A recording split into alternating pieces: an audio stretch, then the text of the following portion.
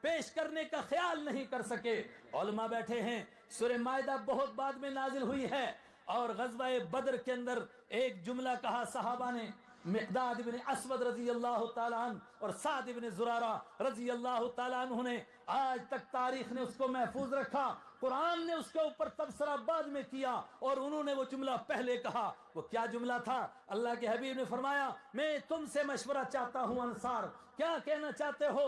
ہم نکلے تھے کسی اور مقصد سے، معاملہ کچھ اور پیش آ گیا۔ فرمایا بڑھے چلیے بڑھے چلیے، آپ حکم دیں گے، آپ کے حکم پر آگ کے انگاروں میں چھلانگ لگا دیں گے، آپ حکم دیں گے سمندر میں چھلانگیں لگا دیں گے۔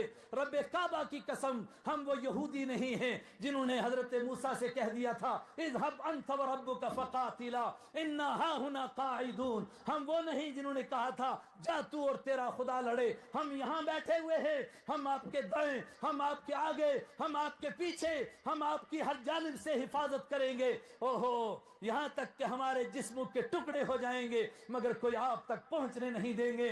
ہائے ان امیوں کو کیا سلیق!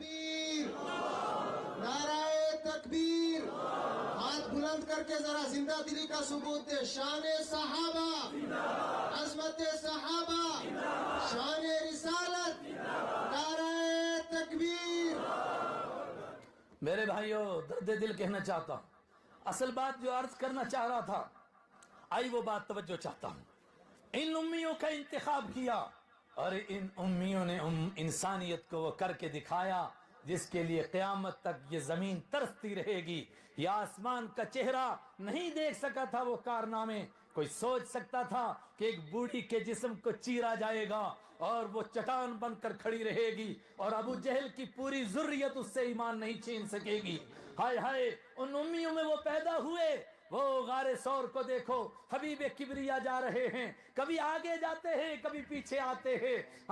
پوچھا گیا ابو بکر آگے کیوں جاتا ہے؟ کبھی خیال آتا ہے آگے سے کوئی حملہ کرے گا، میں چاہتا ہوں میرا سینہ پیش ہو جائے، کوئی آپ پر حملہ آور نہ ہو، پیچھے جاتا ہوں کوئی پیچھے سے حملہ نہ کر دے۔ اور کبھی ریت دیکھتے ہیں، کہتے فدا کا ابی و امی، میرے ماں باپ تجھ پر قربان ہوں، تو میرے کندھوں پر سوار ہو جا، کہیں تیرے پاؤں کے کوئی نشان نہ دیکھ لے، اپنی تھکاوٹ کا کوئی خیال نہیں۔ اور غار ثور میں پہنچتے ہیں، تصور میں نہیں آتا ہے کہ مجھے کوئی چیز ڈس لے گی، پہلے کہتے ہیں آپ رکیے میں ذرا اس کو دیکھ لوں پہلے، اگر کوئی ڈسنے والا ہو مجھ کو ڈس لے۔ اور جب اس کو صاف کرتے ہیں اور ایک سوراخ کو اپنی ایڑی سے بند کرتے ہیں، ہائے ہائے، اور اس سے سانپ نکل کر کے ڈستا ہے اور ذرا سی جسم میں جنبش نہیں آنے دیتے۔ فدا کا ابی و امی، ہمارے ماں باپ ان پر قربان ہو جائیں۔ کس طرح اطمینان سے وہ سانپ ڈس رہا ہے مگر آپ اطمینان سے بیٹھے ہیں، یہاں تک کہ آنسوؤں کی لڑیاں لگتی ہیں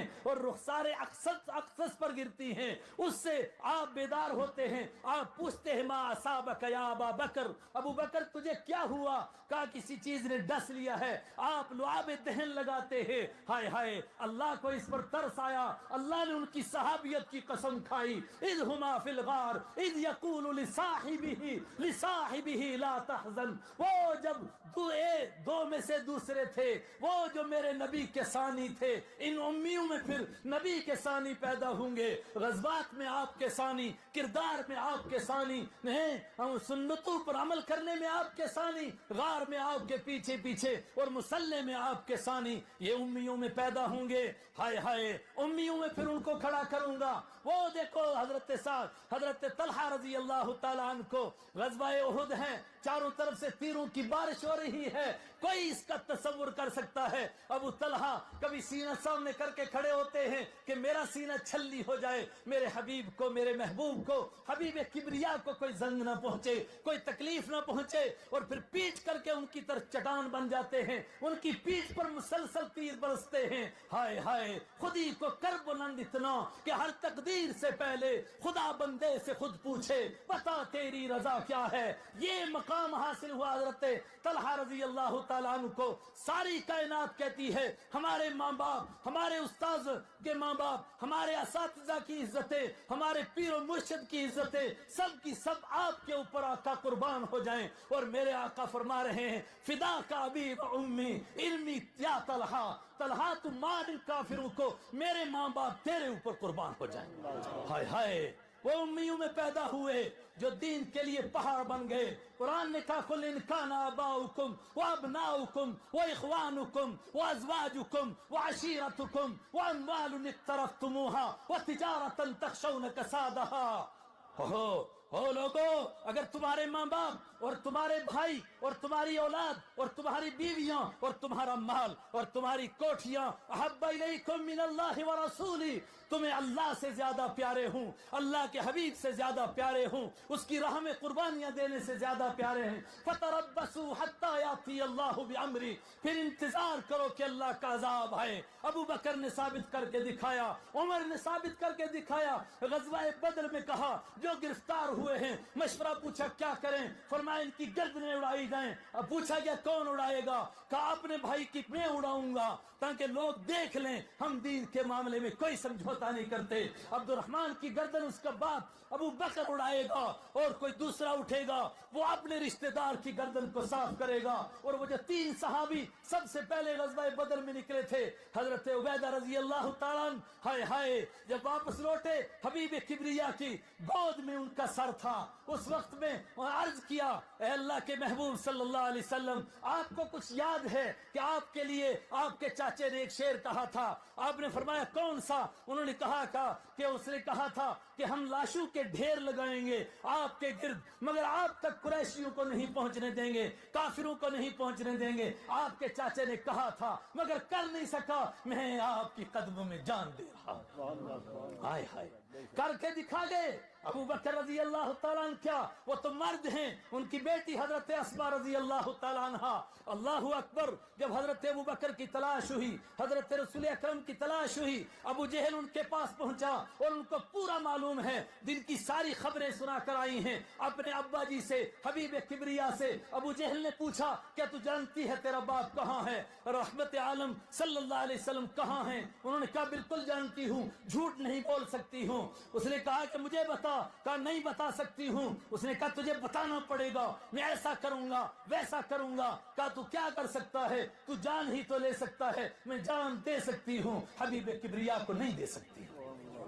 ہائے ہائے یہ وہ امی تھے جن کو اللہ نے کائنات کا امام بنانا تھا.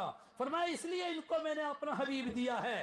اور سب سے بڑا مسئلہ یہ تھا کہ یہ دین کو مضبوطی سے پکڑیں گے. جو آخری آپ کا ارشاد تھا تمہارے لیے قرآن اور حدیث چھوڑ کر جا رہا ہوں، یہ اپنا طریقہ چھوڑ کر جا رہا ہوں. عضوا علیہا بالنواجذ، اس طریقے کو دانتوں سے پکڑنا.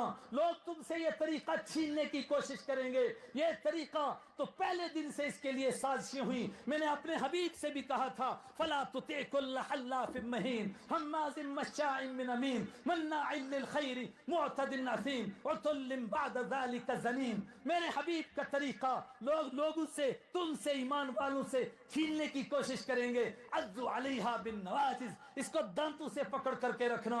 ہے ان امیوں نے اس کو کس طریقے سے کیسے دانتوں سے پکڑا. بخاری کی روایت ہے عبداللہ ابن مسعود رضی اللہ تعالیٰ عنہ، اور تاریخ میں 3 عبداللہ ہیں. موقع نہیں ہے. آج میں نے کوئی تقریباً 50 واقعات جمع کیے تھے کہ بچوں نے آپ سے کس طرح محبت کی، بوڑھوں نے آپ سے کس طرح عشق لڑایا اور اس عشق کی تکمیل کر کے دکھائی. وہ تو کہتے ہوئے کہہ گئے کہ عشق کماویں ہیں عاشق ہوں میں، عشق کماویں دل رکھے وانگ پہاڑا ہوں میں. اور آپ تو کہہ کر کے گئے، وہ کر کے دکھا کر کے چلے گئے. یہ قدم قدم بلائیں وہ سواد کوئے جانا، وہ یہیں سے لوٹ جائے جسے زندگی ہو پیاری. میں اور آپ تو کہتے رہے مگر وہ کر کے دکھا کے چلے گئے. مگر وقت اس کا ساتھ نہیں دیتا ہے، وقت تنگ ہے. اس لیے میں آگے بڑھتا ہوں دوسرے دور کے لیے کہ صحابہ نے اس دین کو کس طرح پکڑا.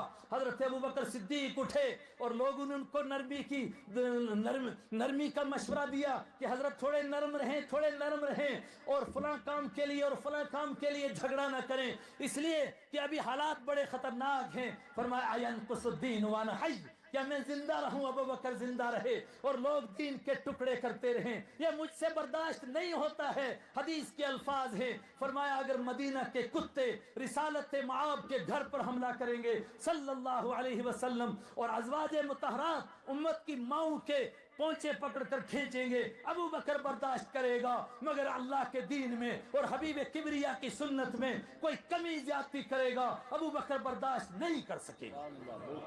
ہائے ہائے، بخاری کی روایت ہے عبداللہ ابن مسعود رضی اللہ تعالیٰ عنہ، میں نے کہا یہ 3 عبداللہ ہیں آپ کے خادم، ابو ابن مسعود رضی اللہ تعالیٰ عنہ کبھی آگے چلتے ہیں، کبھی پیچھے چلتے ہیں، کبھی حبیب کبریا کے لیے مسواک رکھتے ہیں، کبھی پانی رکھتے ہیں۔ عبداللہ ابن مسعود، عبداللہ ابن عمر رضی اللہ تعالیٰ عنہ، اللہ کے حبیب نے دعائیں دی، ایک امام الفقہ ابن مسعود رضی اللہ تعالیٰ عنہ، دوسرے امام المفسرین ابن مسعود ابن عباس رضی اللہ تعالیٰ عنہ، اور تیسرے امام المحدثین حضرت عبداللہ ابن عمر رضی اللہ تعالیٰ عنہ۔ عبداللہ ابن مسعود رضی اللہ تعالیٰ اللہ کے حبیب نے ایک موقع میں فرمایا حبر هذه الامہ، اس امت کے علم کا سمندر ہے اس کے پاس۔ وہ کوفہ میں تشریف لے گئے، ایک امام کو دیکھا کہ ہر روز فرض نماز پڑھ کر کے دائیں طرف مڑتا ہے، سجی طرف مڑتا ہے، آج ہمارا امام بھی مڑتا ہے اور بار بار مڑتا ہے، کوئی حرج کی بات نہیں، بخاری کے الفاظ ہیں، جو اٹھا کر کے دیکھو۔ عبداللہ ابن مسعود نے جب دیکھا کہ 2 دن امام ادھر سے مڑ رہا ہے، فرمایا جو آدمی یہ سمجھے کہ دائیں طرف مڑنا لازم ہے، اس نے اپنے دین کے اندر شیطان کے لیے بھی کچھ حصہ رکھ لیا۔ لوگ حیران ہوئے، حضرت کیا فرما رہے ہیں؟ فرمایا میں نے اپنے آقا کے پیچھے کتنی نمازیں پڑھی ہیں، میں نے دیکھا کبھی آپ دائیں مڑتے تھے مگر کبھی کبھی بائیں بھی مڑتے تھے، یہ امام ہمیشہ دائیں کیوں مڑتا ہے؟ یہ سنت کے خلاف کر رہا ہے۔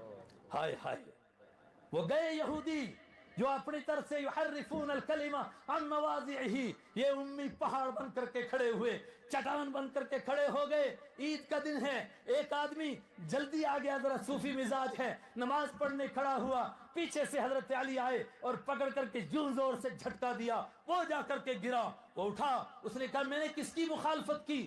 آپ نے میری نماز بھی توڑی اور نماز میں مجھے گرایا، آپ نے تو گستاخی کی حد کر دی، یہ کیا کام کیا ہے؟ فرمایا تو نے گستاخی کی حد کی ہے، تو نے کس کی مخالفت کی؟ تو نے اس کی مخالفت کی جس کی رضا رب چاہتا ہے، وہ محمد مصطفیٰ صلی اللہ علیہ وسلم ہیں۔ میں نے کتنی عید کی نمازیں پڑھی، میرے حبیب نے، میرے آقا نے یہاں پر کبھی بھی عید سے پہلے کوئی نفل نہیں پڑھے، تو کون ہوتا ہے نفل پڑھنے والا؟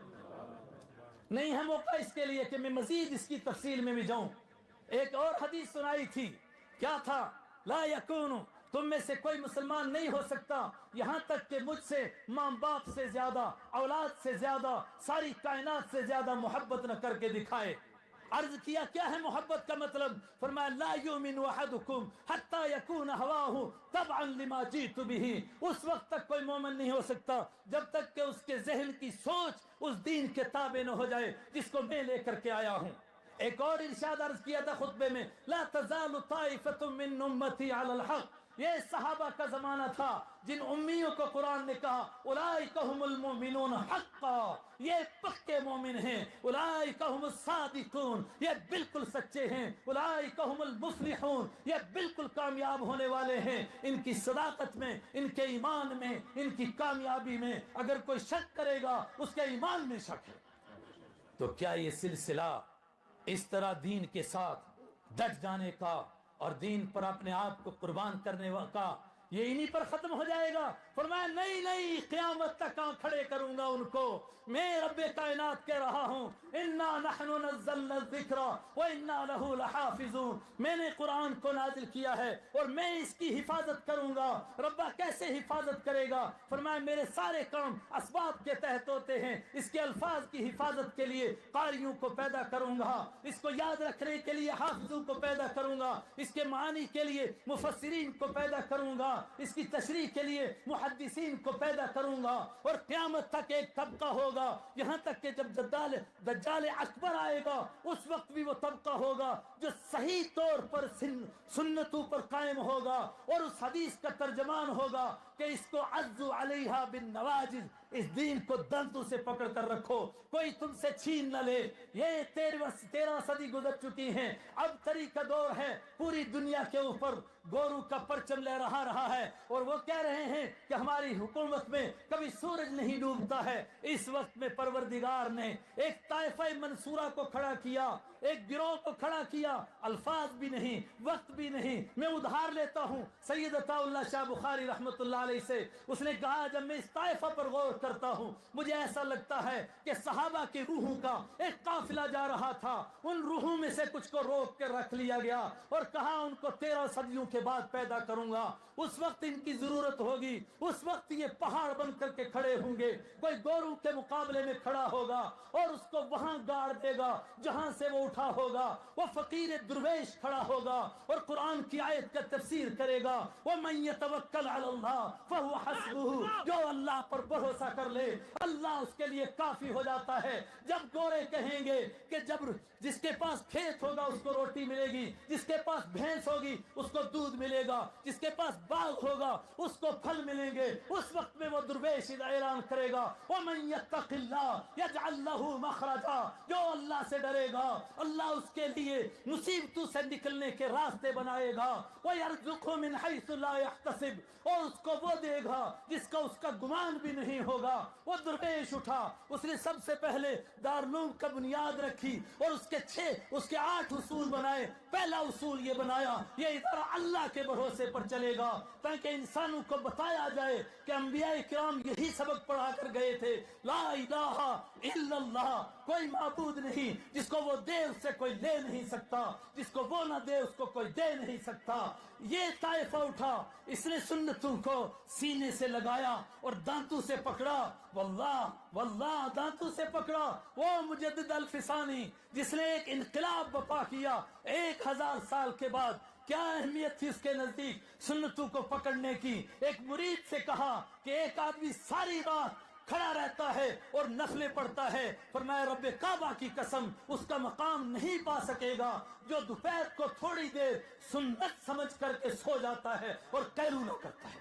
دونوں ہاتھ بلند کر کے نعرہ تکبیر، اکابرین امت قاسم العلوم والخیرات علامہ قاسم نانوتوی، حضرت مولانا محمود الحسن گنگوہی، حضرت مولانا اشرف علی تھانوی، علماء حق علماء دیوبند، بلند آواز سے علماء حق علماء دیوبند، تنظیم علماء اہل سنت والجماعت، محسن قوم و ملت حضرت مولانا غلام قادر صاحب، نعرہ تکبیر، شان رسالت۔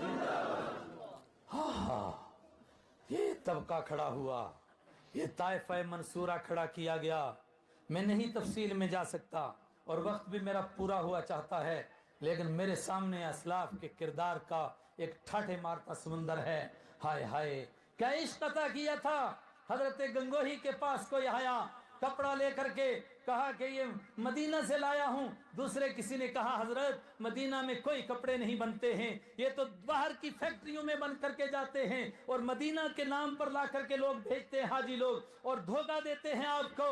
فرمایا رب کعبہ کی قسم جس کو مدینہ کی ہوا لگ گئی ہے اس کے مقابلے میں دنیا کا کوئی کپڑا نہیں ہو سکتا ہے۔ حضرت کھجور بانٹنے لگے اور ایک آدمی کو تھوڑی سی آئی، ایک نے کہا حضرت یہ حقیر سی ہیں اس کے اوپر کیا یہ تھوڑی سی؟ فرمایا دفع ہو جا، مجھ سے دور ہٹ، تو مدینہ کی کھجور کے ٹکڑے کو حقیر کہتا ہے، تجھے شرم نہیں آتی؟ اور کھجوروں کے ٹکڑے رکھ لیے، گٹھلیاں رکھ لی اور اس کو کوٹ لیا۔ فرمایا صبح کو تھوڑی دیر پھکی مار لیتا ہوں، مذاقہ مدینہ کی یاد آ جاتی ہے۔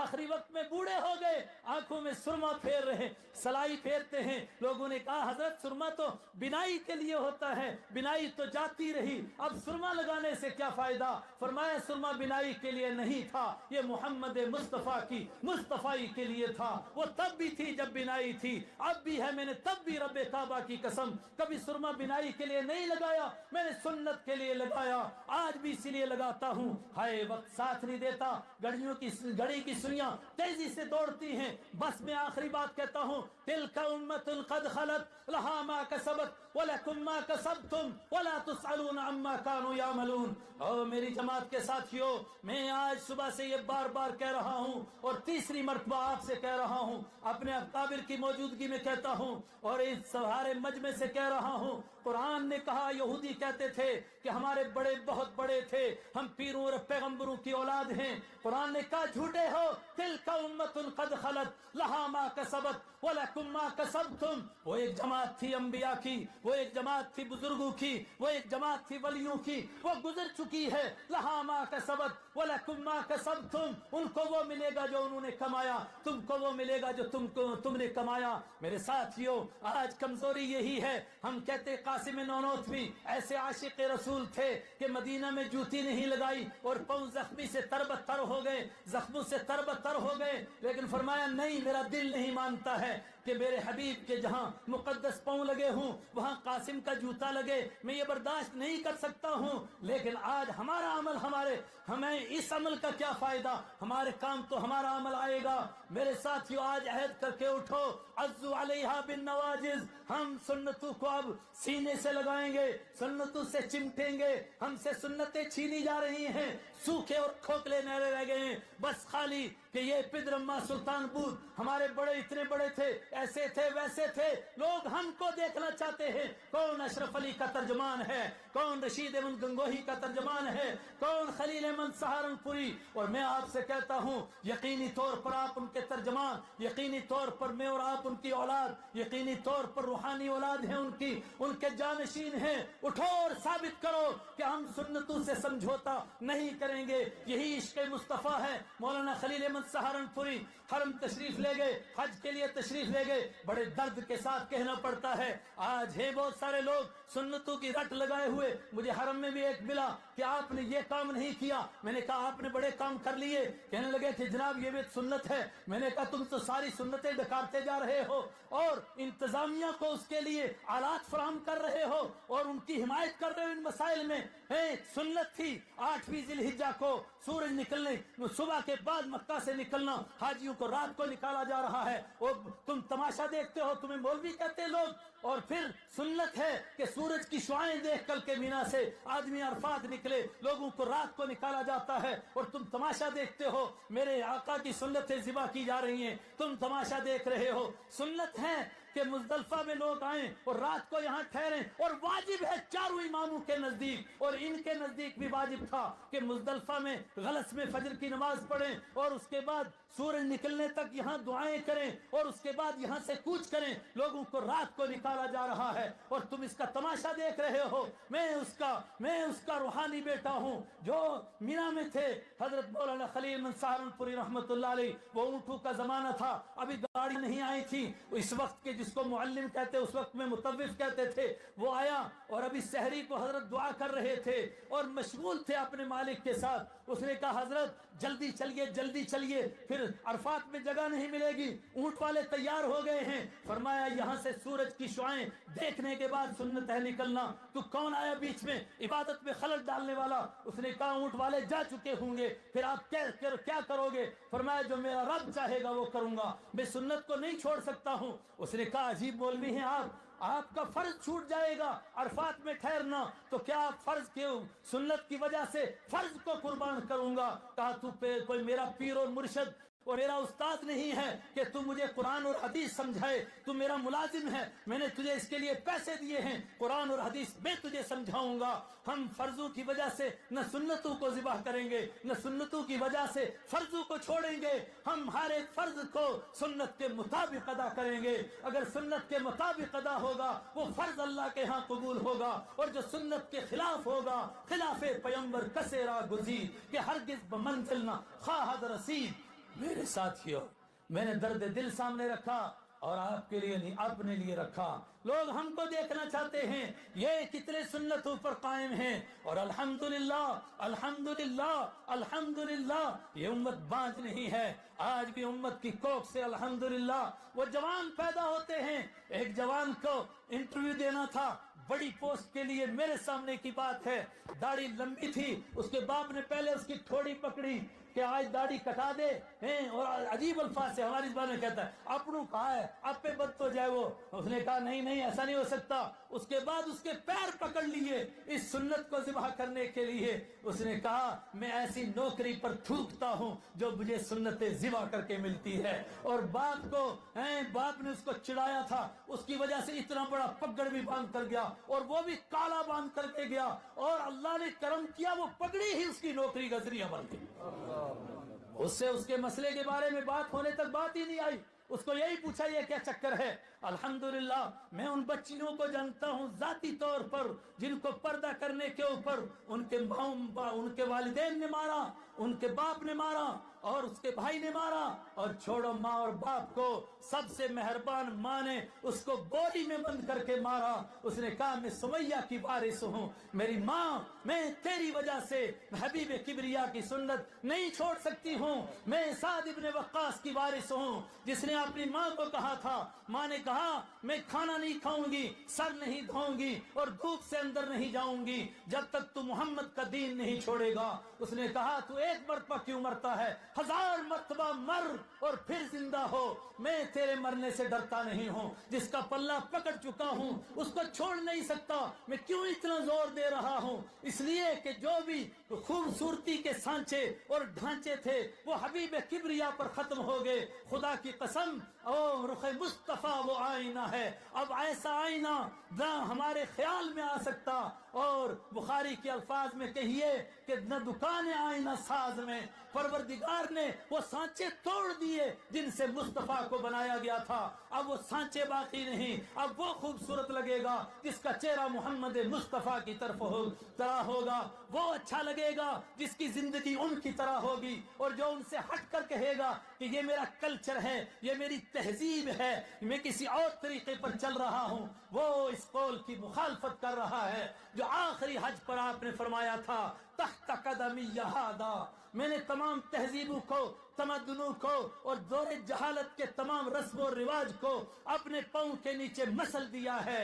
پھر عرض کرتا ہوں کہیں ہم کہ فلاں بدعت کر رہا ہے، مفتی صاحب نے کہا علمی تحقیق پیش کرے، مگر ضرورت اس کی ہے کہ ہم سنت پیش کریں، اس لیے کہ ہم سے قبر میں ہمارا سوال ہوگا، ہم سے پوچھا جائے گا نہ کر ادھر ادھر کی باتیں، یہ بتا قافلہ کیوں لٹا، مجھے رہزن سے غرض نہیں، تیری راہبری کا سوال ہے۔ وآخر